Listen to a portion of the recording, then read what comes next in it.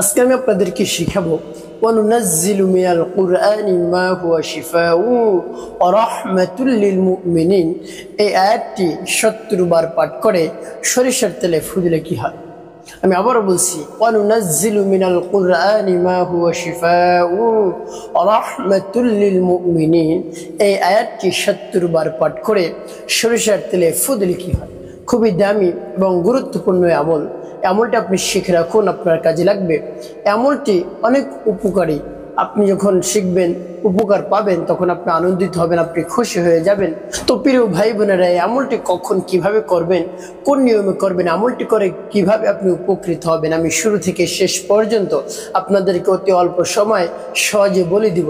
আপনারা অতি অল্প সময় এই গুরুত্বপূর্ণ দামি আমলটি করতে পারবেন, আপনাদের কোনো ধরনের সমস্যা হবে না। তো প্রিয় ভাই বোনেরা, এই আমলটি আপনি কখন করবেন? এই আমলটি আপনি করবেন ফজরের নামাজের পর। ফজরের নামাজ জামাতের সাথে আদায় করে তারপর আপনি আমলটি করবেন। আপনি ধরে নিন আপনি ফজরের নামাজ আদায় করছেন, তারপরে আপনি আমলটি করবেন। আমলটি যখন করবেন আপনাকে অবশ্যই পবিত্রতা অর্জন করতে হবে। পবিত্রতা অর্জন করে পবিত্র স্থানে বসে তারপর আমলটি শুরু করবেন। যখন শুরু করবেন আপনার কাছে কি রাখবেন? আপনার কাছে কিছু ফ্রেশ সরিষার তেল রাখবেন, একেবারে ফ্রেশ। এমন না হয় বাসা বাড়িতে অনেক আগে এনে রেখেছিলেন, সেই তেল দিয়ে আপনি আমল করতেছেন, সেটা আপনি করবেন না। তার কারণ আমল করার পরে ওই তেলটা অনেকদিন ব্যবহার করতে হবে, এই জন্য একেবারে ভালো ফ্রেশ তেল আপনার কাছে রাখবেন। তারপরে সর্বপ্রথম আপনি কি করবেন, কি পাঠ করবেন? আপনার জীবনের সমস্ত গুনাহ খাতার কথা স্মরণ করে মহান রব্বুল আলামিনের কাছ থেকে ক্ষমার উদ্দেশ্যে, গুনাহ মাফের উদ্দেশ্যে আপনি ইস্তিগফার পাঠ করবেন। আস্তাগফিরুল্লাহ রাব্বি মিন কুল্লি যামবি ওয়া আতুবু ইলাইহি লা হাওলা ওয়া লা কুওয়াতা ইল্লা বিল্লাহিল আলিয়্যিল আযীম। তারপর আপনি প্রিয় নবী হযরত মুহাম্মদ সাল্লাল্লাহু আলাইহি সাল্লামের শানে আপনি 3 বার দুরূদ শরীফ পাঠ করবেন। সাল্লাল্লাহু আলাইহি ওয়াসাল্লাম, সাল্লাল্লাহু আলাইহি ওয়াসাল্লাম, সাল্লাল্লাহু আলাইহি ওয়াসাল্লাম। এভাবে ইস্তিগফার এবং দুরূদ শরীফ যখন পাঠ করা হবে, আপনার সামনে যে সরিষার তেল থাকবে এর মধ্যে আপনি ফু দিবেন না। তারপরে আমার দেখানোর নিয়ম অনুযায়ী আপনি সেই আয়াতটি পাঠ করবেন।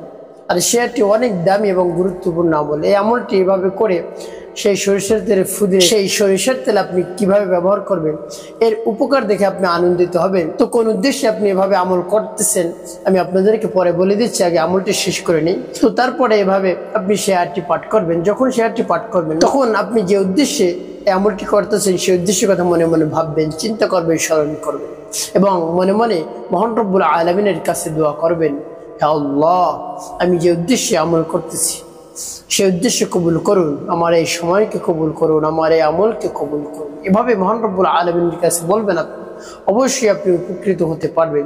তারপরে সে আয়াতটি পাঠ করবেন। আর সে আয়াতটিকে সহজে আপনি মুখস্থ করতে পারবেন, যেমন বিসমিল্লাহির রহমানির রহিম অনুনাজ্জিলু মিনাল কুরআনি মা হুয়া শিফাউ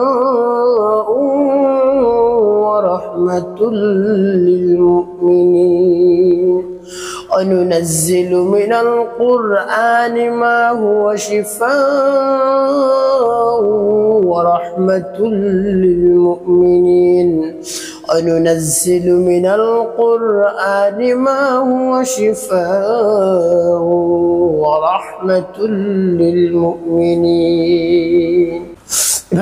এই আয়াতটি যখন পাঠ করা হয়ে যাবে, আপনার সামনে যে সরিষার তেল থাকবে এর মধ্যে আপনি একটি ফু দিবেন। তারপর আপনি আবারও মনে দরদ নিয়ে এই আয়াতটি পাঠ করবেন, যেমন বিসমিল্লাহির রহমানির রহিম অনুনাজ্জিলু মিনাল কুরআনি মা হুয়া শিফাউ ওয়া রাহমাতুল লিল মুমিনিন وننزل من القرآن ما هو شفاء ورحمة للمؤمنين وننزل من القرآن ما هو شفاء ورحمة للمؤمنين। তো পাঠ করা শেষ, তারপর আপনি আবারও ফু দিবেন। তো প্রিয় ভাই বোনেরা, কতবার আয়াতটি পাঠ করবেন? 70 বার পাঠ করবেন। 70 বার পাঠ করে 3টি ফু সেই সরিষার তেলের মধ্যে দিবেন আপনি।